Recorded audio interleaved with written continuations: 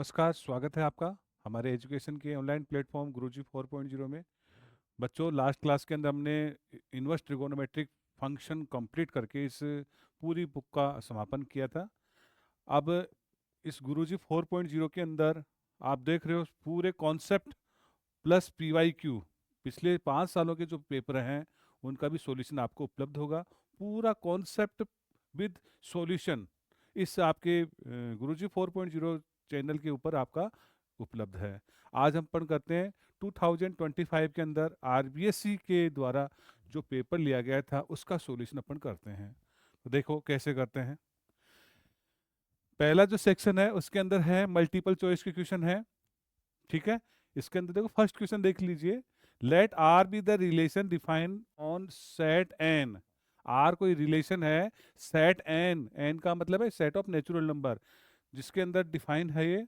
और किस प्रकार से डिफाइन है, ए कोमा बी ऑर्डर्ड पेयर आपका ए कोमा बी है, वो इस प्रकार से डिफाइन है A is equal to B minus two, B की वैल्यू आपको लेस देन 6 लेनी है। Then range of R, R की रेंज क्या होगी ये आपको बताना है।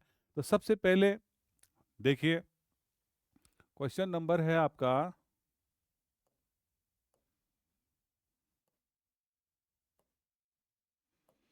देखिए क्वेश्चन नंबर आपका फर्स्ट, फर्स्ट का फर्स्ट पार्ट देखो। आपको क्या दे रखा है, आपको रिलेशन ये दे रखा है A R B. A R B क्या दे रखा है आपको, आपको दे रखा है A is equal to B minus का 2। साथ में अपने को जो बी की वैल्यू है लेस देन 6 लेनी है। बी की वैल्यू कहाँ से लोगे आप, इस नेचुरल नंबर में से लोगे आप।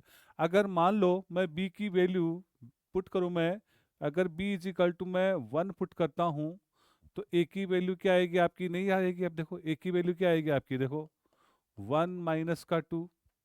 ठीक है, 1 - का 2 ये क्या है आपका -का 1। -का 1 तो आपका एन में है ही नहीं, ये बिलोंग नहीं करेगा।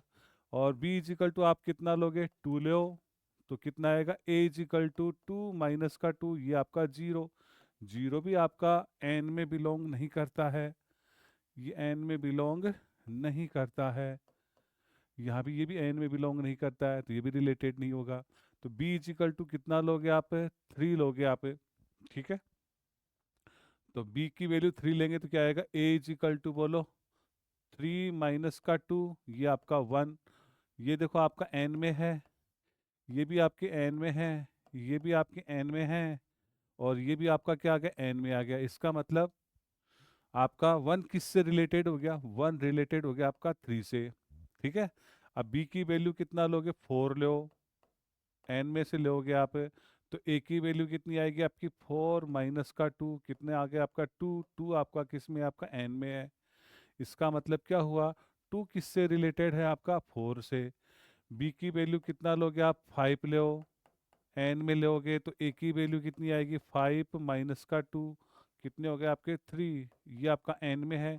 इसका मतलब कितना होगा, 3 किससे रिलेटेड हो गया आपका, 5 से। अब जो जो रिलेटेड हैं उनके बीच में आर जो लगा हुआ है ना उसको हटाइए। तो देखो रिलेशन क्या आएगा आपका, ऑर्डर्ड पेयर का सेट क्या आएगा आपका, 1, 3, 2, 4 और 3, कितना होगा आपका 5। अब इसमें क्या पूछी, इसने रेंज पूछी है, तो डोमेन तो कितना होगा आपका, जो फर्स्ट एलिमेंट का जो सेट है ना, 1, 2, ठीक है। अब देखो, हाँ 1, 2, 3, ये तो कितना हो गया आपका, डोमेन हो गया। रेंज कितनी होगी, सेकंड ऑर्डर के एलिमेंट 3, 4, 5, ये कितनी होगी, इसकी रेंज होगी। तो 3, 4, 5 है ना, इसका क्या होगा, करेक्ट आंसर होगा। तो देखिए इसका सेकंड पार्ट देखो, सेकंड पार्ट क्या कह रहे हैं, इसकी प्रिंसिपल वैल्यू अपने को निकालनी है, कोस इनवर्स -का 1/2। तो देखो कोस इनवर्स -का 1/2, तो लेट करोगे कोस इनवर्स -का 1/2 इज इक्वल टू, हमने थीटा ले लिया। इसका मतलब क्या हुआ, तो cos theta is equal to क्या होगा आपका, -का 1/2। अब ये बताओ कोस में 1/2 किसकी वैल्यू होती है, 60 की वैल्यू होती है। और नेगेटिव दे रखा, मैंने आपको बताया था, ये आपका थीटा होता है, ये पाई माइनस थीटा होता है, ये पाई प्लस थीटा होता है, और ये माइनस का थीटा या आपका 2 पाई माइनस थीटा, ये अपन लेते हैं। अब थीटा की वैल्यू आपकी 1/2 है। कोस नेगेटिव कौन कौन सी में होता है, सेकंड में और थर्ड में। तो पर इसको ऐसे लिख सकते हैं, कोस पाई माइनस का थीटा, और कोस क्या लिखोगे, पाई प्लस का theta is equal to cos of theta. तो थीटा कितना रखोगे, पाई/6 3 रखोगे, कोस पाई माइनस के पाई/3, और यहाँ पे क्या रखोगे, कोस पाई प्लस का पाई/3 is equal to cos of theta. अब देखो ये कितने हो गए, कोस 2 पाई/3, और ये कितने हो गए, कोस 4 पाई/3 is equal to cos of theta. अब देखो कंपेयर करें, थीटा इज इक्वल टू 2 पाई/3 और 4 पाई/3। मैंने कहा था जो थीटा की जो छोटी वैल्यू है वही किसको रिप्रेजेंट करेगी, इसकी प्रिंसिपल वैल्यू। तो ये जो प्रिंसिपल वैल्यू को रिप्रेजेंट करेगी, तो therefore theta is equal to 2 पाई/3, ये बिलोंग्स टू है, इसकी रेंज क्या होती है कोस की, 0 से पाई होती है। तो ये क्या होगा, इसका करेक्ट आंसर होगा। तो 2 पाई/3 इसका क्या होगा, करेक्ट आंसर होगा। नेक्स्ट देखो क्या कह रहा है, एक A is equal to A I J, column matrix कब होगा। कॉलम मैट्रिक्स के लिए क्या होना चाहिए, कॉलम नंबर ऑफ कॉलम कितनी होनी चाहिए किसी मैट्रिक्स के अंदर, 1 होनी चाहिए। रो कितनी भी हो सकती हैं। तो मतलब एन की वैल्यू, ये तो आपका क्या है, ये तो आपकी रो है, ये क्या है आपकी कॉलम। कॉलम मैट्रिक्स के अंदर एन की वैल्यू क्या होनी चाहिए, आपकी 1 होनी चाहिए। इसके बाद देखो डिटर्मिनेंट, इसका थर्ड का तो आंसर क्या होगा आपका, थर्ड का आंसर हो गया आपका डी, डी आपका ऑप्शन होगा। फोर्थ देखो क्या कह रहा है, determinant of cos of theta minus के साइन थीटा, साइन थीटा और कोस ऑफ थीटा, 2 ऑर्डर का है। तो कैसे निकालो, इसको इससे इंटू करो, इसको इससे इंटू करो। तो cos square theta minus minus के साइन स्क्वायर थीटा, तो ये कितना हो गया आपका, cos square theta plus sine square theta, इसकी वैल्यू क्या होती है आपकी 1। तो ये 1 इसका क्या होगा, करेक्ट आंसर होगा। आगे क्या कह रहा है, if let A be a non singular square matrix of order 3 × 3, then adjoint of A is equal to, adjoint A का डिटरमिनेंट कितना होगा। देखो हमने सिखाया था आपको, ये क्वेश्चन बताया था आपको उस टाइम पे, let if A is a square matrix, square matrix of order n, of order n, of order n, then आप जानते हो एडजॉइंट ए का डिटरमिनेंट ये किसके इक्वल होता है, डिटरमिनेंट ए की पावर n-1 होता है। ये कितने ऑर्डर का, n की वैल्यू कितनी दे रखी है आपको, 3 दे रखी है। तो n इज इक्वल टू कितना दे रखा है अपने को, 3, इसमें पुट करो। तो कितना होगा आपका डिटरमिनेंट ए की पावर 3 माइनस का 1, तो कितना हो गया डिटरमिनेंट ए का स्क्वायर। ये इसका ऑप्शन ए इसका आंसर होगा। नेक्स्ट देखो अगला क्या कह रहा है भाई, अगला कह रहा है dy/dx किसके इक्वल होगा। 6 देखो, x² plus y² is equal to 2, तो करो डिफरेंशिएशन 2x, x² का कितना होगा 2x, फिर x का कितना होगा आपका 1, y² का कितना होगा आपका 2y, फिर y का कितना होगा आपका dy/dx इज इक्वल टू 2 का कितना होगा आपका 0, 2 आपका कॉमन ले लो, काटो इसको, x प्लस का y dy/dx is equal to 0, तो means y dy/dx is equal to minus का x, इसका मतलब क्या हुआ dy/dx is equal to minus का x/y, तो माइनस का x/y इसका क्या होगा, करेक्ट आंसर होगा। देखिए सेवंथ वाला क्या कह रहा है भाई, सेवंथ वाला ये कह रहा है, क्या कह रहा है, which of the following function is strictly decreasing in interval 0 to 2 pi, 0 to पाई/2, 0 पाई/2 के बीच में इसमें कौन सा स्ट्रिक्टली डिक्रीजिंग है। तो देखो सबसे पहले अपन ए को चेक करते हैं, y इज इक्वल टू कितना दे रखा है साइन x, ठीक है, dy/dx बोलो, dy/dx हो गया cos x, मतलब f'(x) हो गया ये। अब f'(x) की वैल्यू इसमें इस इंटरवल में रखो आप, जैसे मान लो मैंने रख लिया मैंने पाई बाई 4 ले लिया, मैंने पाई बाई 4 या पाई बाई 3 कितना भी ले सकते हो, 0 से पाई बाई 2 के बीच में है। अब इसकी वैल्यू रखोगे तो कोस कितना हो गया, पाई बाई 4। तो कोस पाई बाई 4 कितना होता है, 1/√2। ये क्या है आपका, 0 से बड़ा है। इसका मतलब एफ एक्स कैसा है, इज इंक्रीजिंग। कैसा है फंक्शन है, इंक्रीजिंग फंक्शन है, इंक्रीजिंग फंक्शन। बी क्या है आपका, बी आपको दे रखा है y is equal to cos x. इसका डिफरेंशिएशन कीजिए, d y upon d x minus के साइन एक्स। अब x is equal to put करो, एक्स इज इक्वल टू कितना पुट करें, मान लो पाई बाई 4 ही मैंने ले लिया, ये 0 और पाई बाई 2 के बीच में ले रहे हैं, तो कितना होगा आपका, ये हो जाएगा आपका d y upon d x. X is equal to pi by 4 पे इसकी वैल्यू देखते हैं, तो माइनस के साइन पाई बाई 4, मतलब माइनस का 1/√2, ये आपका 0 से छोटा आ रहा है। इसका मतलब क्या हुआ, एफ एक्स, एफ एक्स कैसा है, ये डिक्रीजिंग फंक्शन है। F x is decreasing function, decreasing function. ठीक है, सी देखो क्या कह रहा है, y is equal to 10x दे रखा है, क्या दे रखा है आपको, 10x। तो d y upon d x कितना होगा आपका, ये होगा आपका sec square x. D y upon d x निकालो किसके ऊपर, x is equal to pi by 4 पे ले लेते हैं, तो कितना आएगा आपका सेक स्क्वायर पाई बाई 4।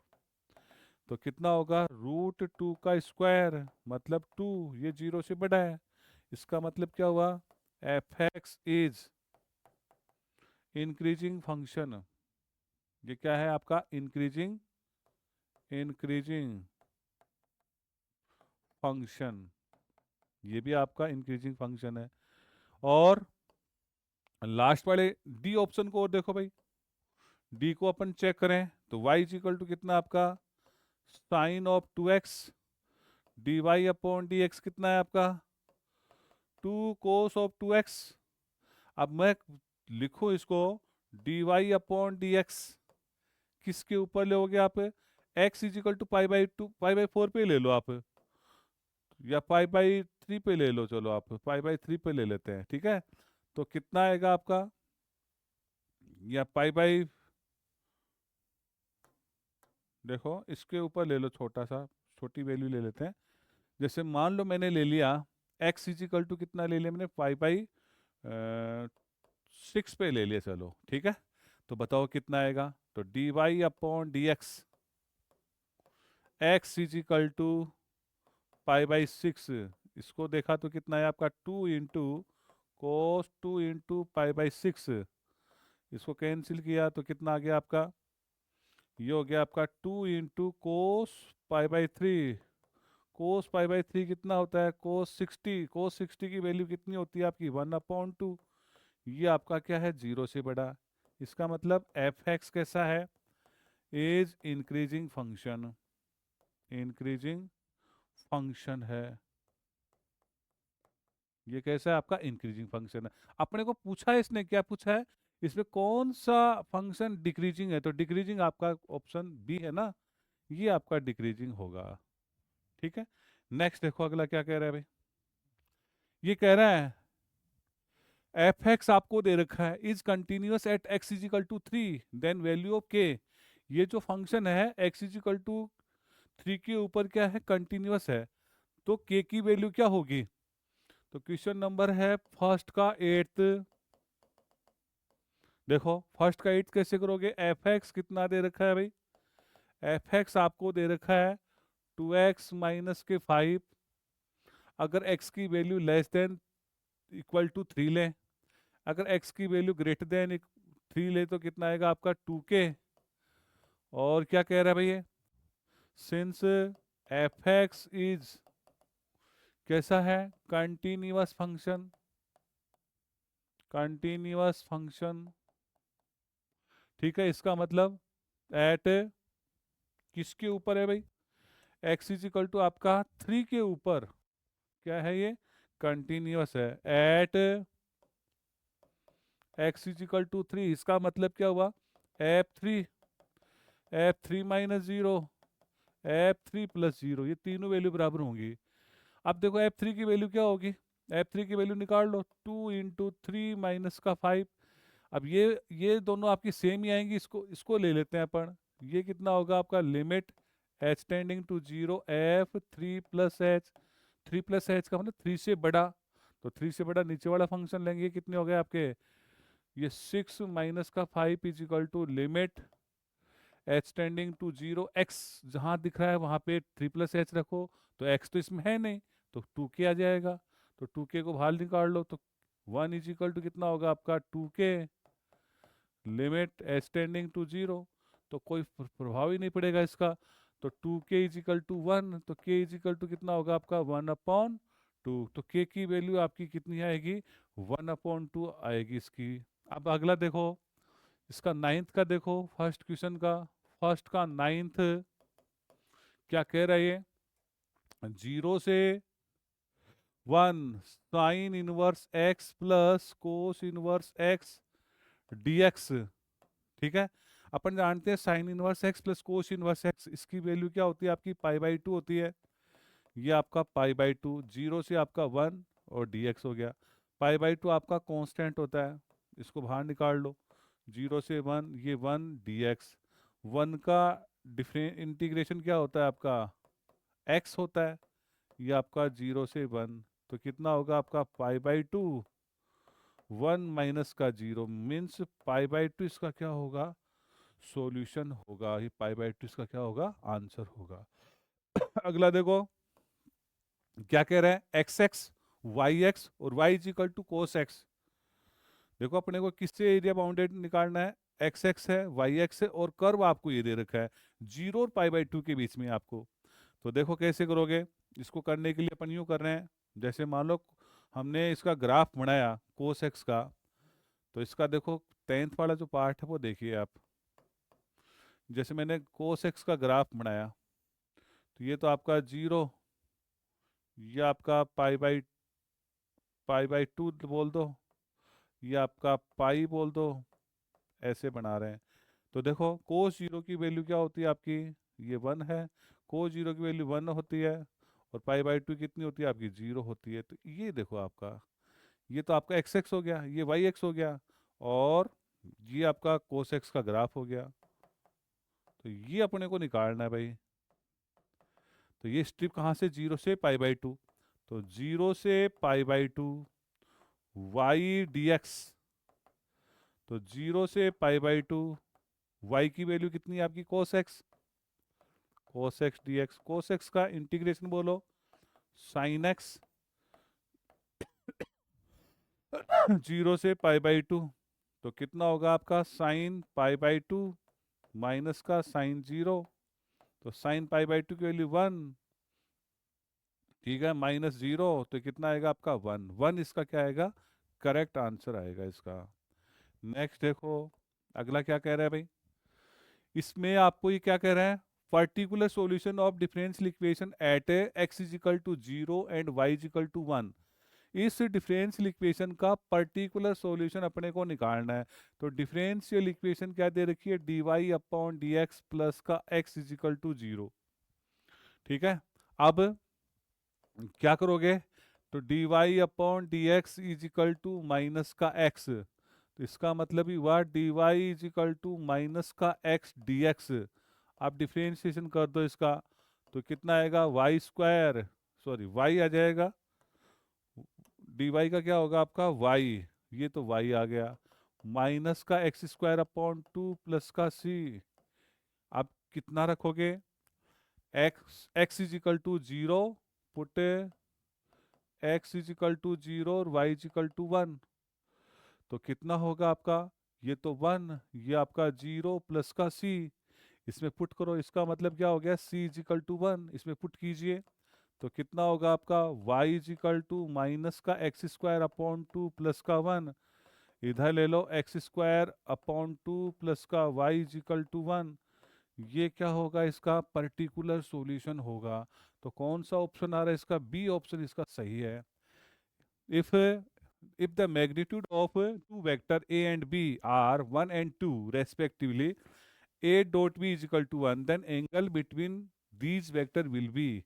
आपको ये बोल रहा है अगर दो वेक्टर आपको दे रखे हैं, उनका मैग्नीट्यूड, ए का मैग्नीट्यूड कितना दे रखा है आपको 1, बी का मैग्नीट्यूड कितना दे रखा है आपको 2, ए डॉट बी कितना दे रखा है आपको 1 दे रखा है। तो आपको एंगल बताना है, तो इस फॉर्मूला क्या होगा, ए का मैग्नीट्यूड, देखो एक ए डॉट बी कितना होता है, ए का मैग्नीट्यूड बी का magnitude cos of theta is equal to 1।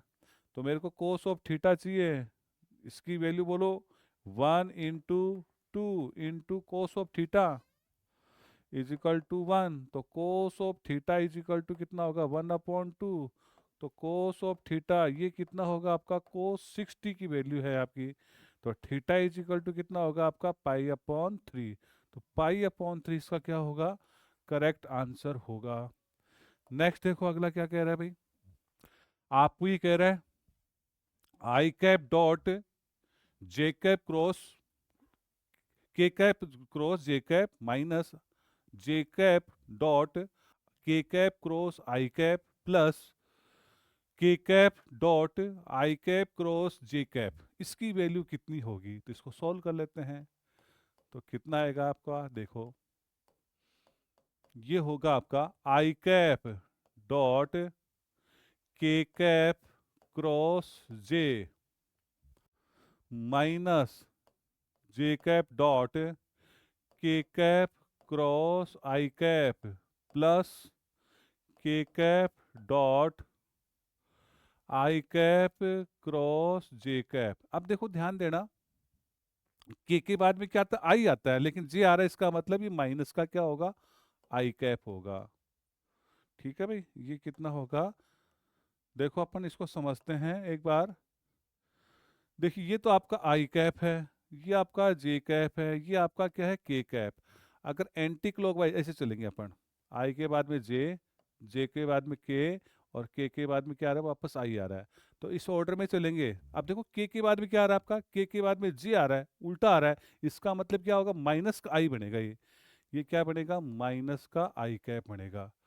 यहाँ पे देखो जे कैप डॉट के क्रॉस के क्रॉस देखो आई, के बाद में क्या आ रहा है, आई आ रहा है, आई के बाद में क्या आएगा, जे, इसका मतलब पॉजिटिव आएगा ये, प्लस के कैप डॉट आई के बाद में जे, आई के बाद में क्या आ रहा है, जे आ रहा है, तो जे के अगला क्या आएगा, के आएगा, यह आ जाएगा आपका के कैप।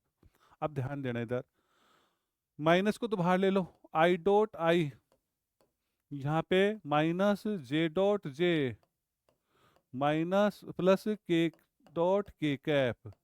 अब देखिए इसकी वैल्यू क्या होगी, -1, इसकी वैल्यू क्या होगी, -1, ये क्या होगा आपका +1।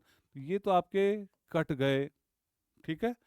और इसकी वैल्यू क्या आ गई आपकी, -1 आ गई, -1 ऑप्शन में है क्या, ये इसका आंसर है। आगे देखो 14 वाला, 14 14 क्या बोल रहा है ये, 14 ये बोल रहा है डायरेक्शन कोसाइंस अपने को निकाली इस वेक्टर की। तो वेक्टर आपको दे रखा है, क्या दे रखा है आपको, आई प्लस का जे माइनस का 2 के कैप। अब आप इसमें बता सकते हो डीआरएस, डीआरएस क्या होंगे आपके, आई जे और के, इनके जो कोफिशिएंट है वो ही आपकी डीआरएस है। मतलब ए की वैल्यु आपकी 1 है, बी की वैल्यू आपकी 1 है, सी की वैल्यू -2 है। तो अपन बोल सकते हैं एल किसके इक्वल होता है, A/A² plus B² plus C² का स्क्वायर रूट। इसी प्रकार से M इजिकल टू क्या होता है आपका, B/A² plus B² plus C² का अंडर रूट। इसी प्रकार से N इजिकल टू क्या होता है आपका, C/A² plus B² plus C² का स्क्वायर रूट। अब इसमें वैल्यू रखो, L इजिकल टू क्या होगा आपका, इसमें वैल्यू रखते जाइए। तो L इजिकल टू ए की वैल्यू कितनी है, 1/1 का स्क्वायर, 1 का स्क्वायर प्लस 2 का स्क्वायर, मीन्स 1 ये तो 1 ये कितने हो गए आपके 4 है, तो √6 हो गया। M की वैल्यू क्या आएगी, 1/√6 हो जाएगा। देखो n की वैल्यू क्या आएगी आपकी, -2/√6। तो कहने का मतलब क्या हुआ, lmn कितनी कितनी आए, 1/√6 कॉमा 1/√6 कॉमा माइनस के 2/√6। तो ये क्या होंगे इसके रिक्वायर्ड आंसर होंगे, थोड़ा इसको सही कर दीजिए। ये क्या होंगे, √6। तो देखो कौन सा ऑप्शन आ रहा है इसका, ये बी ऑप्शन इसका क्या है, करेक्ट आंसर है। नेक्स्ट देखो अगला क्या कह रहा है भाई। अगला ये कह रहा है the Cartesian equation of the line passing through point 1 2 3 and parallel to the line x plus का 3/3 y माइनस का 4/5 is equal to z plus का 8/6। उस लाइन का इक्वेशन निकालना है जो 1 2 3 से तो पास होती है और इस लाइन के क्या है, पैरेलल है। तो बताइए कैसे निकालोगे उस लाइन का इक्वेशन, कैसे निकालते हैं अगर आपको एक पॉइंट दे रखा है और ए बी सी आपको क्या दे रखी है, डायरेक्शन रेशियोज दे रखे हैं। तो यहाँ पे लिख सकते हो since equation of line passing through A B C, या x1 y1 z1 बोल दो इसको, x1 y1 and z1 and a b c are DRS, ये क्या है, DRS हैं। तो क्या होंगे आपके, x माइनस का x1/a, y माइनस का y1/b, z माइनस का z1/c। बता सकते हो x1 y1 z1, ये x1 है, ये y1, ये z1 है। तो यहाँ पे लिख सकते हो x1 इज इक्वल टू तो आपका 1, y1 is equal to 2, z1 is equal to आपका 3, ए बी सी। अब देखो ये जो लाइन है इसको रखो आप एक बार, तो कितना आएगा, x माइनस का 1/a, y माइनस का y1/2, सॉरी b आएगा, y माइनस का y1 यहाँ भी क्या आएगा आपका, ये कितना आएगा, x माइनस का x1/a हो जाएगा। x माइनस x1 की वैल्यू कितनी है आपकी, 1 है, y माइनस y1 कितना आपका 2 है upon b, z minus z1 कितना आपका 3/c। अब देखो ये जो लाइन है वो इस लाइन के क्या है, पैरेलल है। तो यहाँ पे लिख सकते हो equation 1, since equation 1 is parallel to the line, line कौन सी है, लाइन आपको दे रखी है x प्लस का 3/3 y माइनस के 4/5 और z माइनस का प्लस का 8/6। ठीक है, इसके पैरेलल है। तो अपन जानते हैं पैरेलल लाइन की जो DRS है वो आपके इक्वल होते हैं।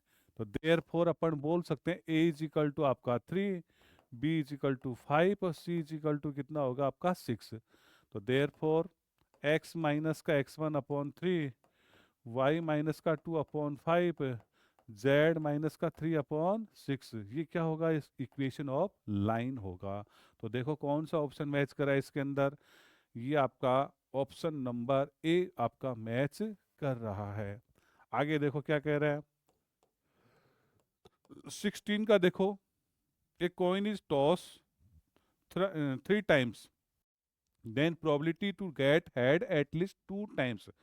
आपको ये कह रहा है एक कॉइन को 3 बार फेंका जाता है और उसके ऊपर एटलीस्ट कम से कम 2 टाइम्स हेड आने की प्रोबेबिलिटी आपको पूछ रहा है। तो सबसे पहले सिंपल स्पेस बनाएंगे, एस इज इक्वल टू क्या होगा आपका, एच कोमा टी, ये 3 बार उछाल रहे हैं ना, तो 3 बार इसको इंटू करेंगे।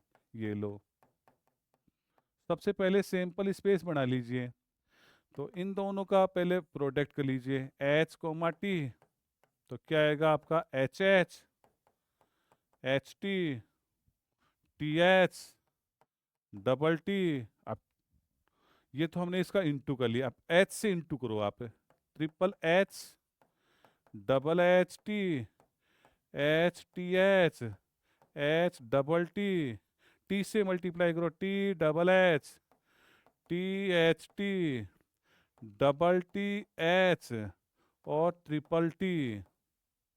ये तो क्या है आपकी एस है, तो बता सकते हो नंबर ऑफ एस कितना होगा आपका, ये आपके 8 हो गए, 1 2 3 4, 4 4 कितने हो गए आपके 8 हो गए। इवेंट क्या बोल रहा है अपने को, इवेंट ये कह रहा है getting at least two head, getting getting at least two heads, कम से कम 2 हेड आना। तो 2 से ज़्यादा भी आ सकते हैं, 2 तो आने ही चाहिए, और ज़्यादा से ज़्यादा कितने आएंगे आपके 3 आएंगे। तो देखो एक तो ये आ गया, एक आपकी ये आ गया, एक आपका ये आ गया, एक आपकी ये आएंगे। तो लिख लो इनको सबको, H H H, double H T, H T H, और टी डबल एच। आप ये बता सकते हो नंबर ऑफ ई कितना हो गया आपका, ये आपका 4 है। तो प्रोबेबिलिटी ऑफ ई कितना होता है आपका, number of E upon number of S.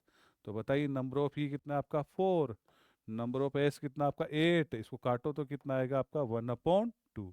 तो 1/2 इसका क्या है, रिक्वायर्ड सॉल्यूशन है। नेक्स्ट देखो अगला क्या कह रहा है, the probabilities of solving specific problem independently by student A and B are 1/2 and 1/3 respectively. If both try to solve the problem independently, then probability that problem will be solved. आपको ये कह रहा है किसी प्रॉब्लम को ए और B के द्वारा इंडिपेंडेंटली सॉल्व करने की जो प्रोबेबिलिटी है 1/2 और 1/3 आपको दे रखी हैं, और दोनों उस प्रॉब्लम को इंडिपेंडेंटली सॉल्व करने की कोशिश कर रहे हैं, ठीक है। तो क्या प्रोबेबिलिटी होगी, वो प्रॉब्लम आपकी सॉल्व हो जाएगी। तो सबसे पहले ये बताओ, ए के सॉल्व करने की प्रोबेबिलिटी को मैं ऐसे ही लिख रहा हूँ, ए के प्रॉब्लम को सॉल्व करने की प्रोबेबिलिटी, प्रोबेबिलिटी ऑफ ए बोल रहा हूँ 1/2, बी के प्रॉब्लम को सॉल्व करने की प्रोबेबिलिटी 1/3। तो ए के प्रॉब्लम सॉल्व नहीं करने की प्रोबेबिलिटी क्या हो जाएगी आपकी 1 माइनस का 1/2 मीन्स 1/2। बी के प्रॉब्लम सॉल्व नहीं करने की प्रोबेबिलिटी 1 माइनस 1/3, तो 2/3 हो जाएगी। अब ये बताओ प्रॉब्लम इज सॉल्व्ड, प्रोबेबिलिटी अपने को निकालनी है, probability of the problem is solved, of the problem is solved, problem is solved, problem के सॉल्व होने की प्रोबेबिलिटी क्या होगी। देखो ए सॉल्व करेगा बी नहीं करेगा, और ऐसे भी कर सकता है ए सॉल्व नहीं करेगा बी करेगा, ऐसे भी हो सकता है दोनों आपके प्रॉब्लम को सॉल्व कर दें, ऐसा भी हो सकता है, ठीक है। इसको अपन यूं कर रहे हैं, ठीक है भाई, ए और बी, ठीक है भाई। इसको अपन ऐसे ही लिख रहे हैं, probability of A B dash, और का मतलब प्लस होता है, probability A dash B plus probability A B. अब इसको इंडिपेंडेंट है तो अपन इसको अलग अलग लिख सकते हैं, probability of A dot probability of B dash plus probability of A dash dot probability of B plus probability of A probability of B. इन सब की वैल्यू रखो भाई आप, ये आपकी 1/2, ये आपकी 2/3, ये आपकी 1/2, ये आपकी 1/3 प्लस ये आपकी 1/2, और प्रोबेबिलिटी ऑफ बी कितना है आपका 1/3। जो कटे उसको काटो, देखो ये आपका कैंसिल हो रहा है, तो 1/3 प्लस 1/6 प्लस 1/6, 6 आपका एलसीएम ले लो, ये आपका 2 प्लस का 1 प्लस का 1, तो 4/6 मीन्स 2/3 इसकी क्या होगी, 2/3। देखो देखो इसमें है क्या, ये इसका ऑप्शन सही है।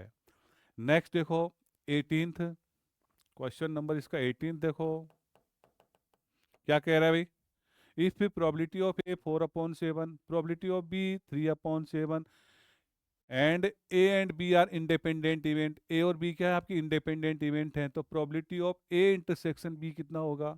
तो अपने को साफ साफ पता होना चाहिए कि भाई if A and B are independent independent events, तो therefore probability of A intersection B कितना होगा आपका, probability of A dot probability of B होगा।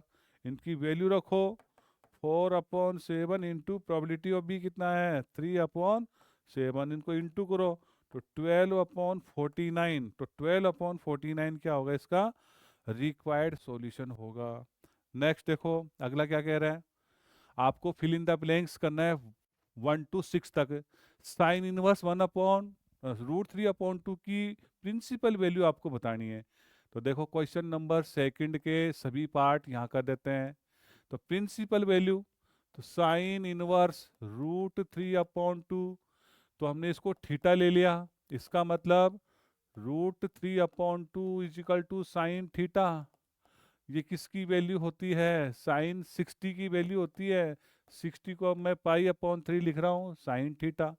तो थीटा इज इक्वल टू कितना हो जाएगा, पाई/3, जो बिलोंग करता है किसमें, -π/2 से +π/2, इस रेंज में बिलोंग करता है। तो ये इसका क्या होगा, सॉल्यूशन होगा। नेक्स्ट देखो आपको डिटरमिनेंट दे रखा है, इफ 2 1 1 2, इसका determinant minus k into determinant 1 0 0 1, इसकी वैल्यू अगर 0 है तो इसको सोल्व करो पहले। ये तो कितना हो गया, 4 माइनस का 1, तो 4 माइनस का 1 माइनस का इसको देखो 1 हो जाएगा, ये आपका 0 हो जाएगा। तो k इंटू 1 माइनस का 0 इज इक्वल टू 0। तो 3 माइनस का k इज इक्वल टू 0, तो 3 इज इक्वल टू k, तो k की वैल्यू कितनी आ गई आपकी, 3 आ गई। आगे देखो क्या कह रहा है भाई, थर्ड थर्ड अपने को कह रहा है the total revenue in rupees received from the sale of x unit of the product is given by R is equal to 2x² plus के 25x। तो मार्जिनल वैल्यू, मार्जिनल रेवेन्यू आपको पूछ रहा है x इज इक्वल टू 10 के ऊपर, तो क्या करोगे, इसका डिफरेंशिएशन कर दो। तो rx कितना दे रखा है, रेवेन्यू आपको दे रखी है 2x² प्लस 25x दे रखा है। तो dRx/dx निकालो पहले तो ये कितने होंगे आपके 4x प्लस का 25, और किसके ऊपर निकालना है, x इज इक्वल टू 10 के ऊपर निकालना है। तो dRx/dx at x is equal to 10, 4 into 10 plus का 25, ये 40 प्लस का 25 मीन्स 65 हो गया। अगला देखो क्या कह रहा है, फोर्थ ये कह रहा है इसका ये डिफरेंशियल इक्वेशन दे रखी है dy/dx प्लस का y is equal to x, इसका इंटीग्रल फैक्टर पूछ रहा है भाई। तो इंटीग्रल फैक्टर कितना होगा, सबसे पहले यहाँ पे आप कुछ भी नहीं, इसका मतलब 1 तो होगा ही। तो अपन इसकी कंपेयर करें by comparing comparing with standard form कौन सा होता है, dy/dx प्लस का py is equal to q। तो p की वैल्यू कितनी आ रही है आपकी, 1 आ रही है। तो IF इंटीग्रल जो फैक्टर होता है उसका फॉर्मूला क्या होता है, e की power integration of p dx होता है। तो e की पावर p की वैल्यू कितनी है आपकी 1 dx, तो 1 का इंटीग्रेशन क्या होता है आपका x, तो e की पावर x इसका क्या होगा, इंटीग्रल फैक्टर होगा। नेक्स्ट देखो अगला क्या कह रहा है भाई, ये कह रहा है the projection of vector i plus 2j on x axis. अब ध्यान देना, इसमें सिक्स्थ वाला जो पार्ट है उसको समझना।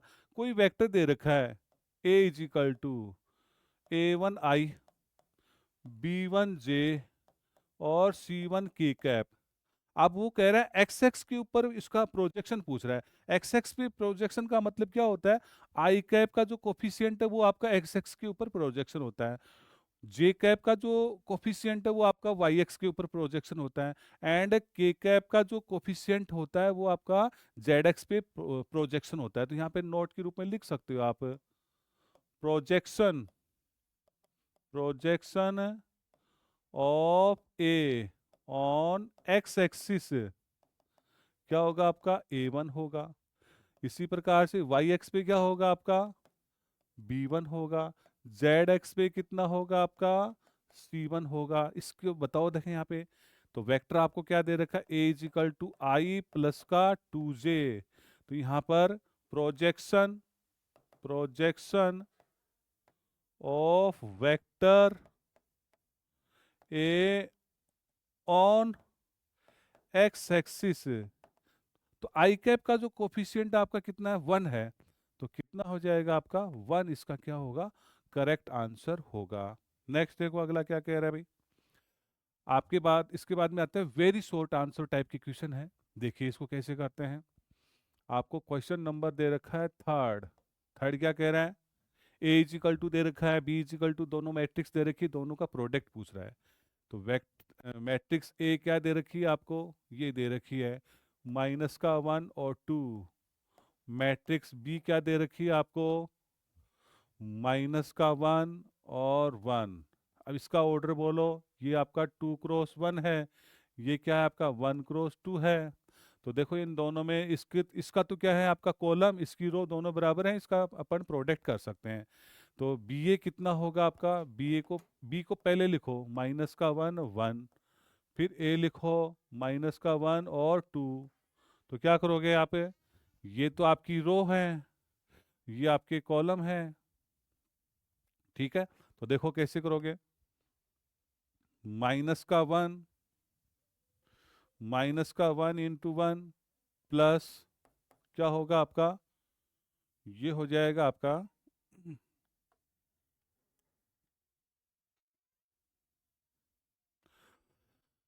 अब देखिए ए आपको दे रखा है 2x1 का दे रखा है, और ये कितना दे रखा है 1x2 का। अब ये इन दोनों को आप हटाओगे तो आपका जो रिजल्टेड जो मैट्रिक्स होगा वो आपका 2x2 का होगा। तो देखो अपन इसको इससे कर रहे हैं, ठीक है। तो कितना आएगा आपका ये, देखो इसको आप इससे करो, इसको आप इससे करोगे तो कितना आएगा आपका, ये -1 × 1, और ये क्या हो जाएगा आपका, एक मिनट देखना। देखिए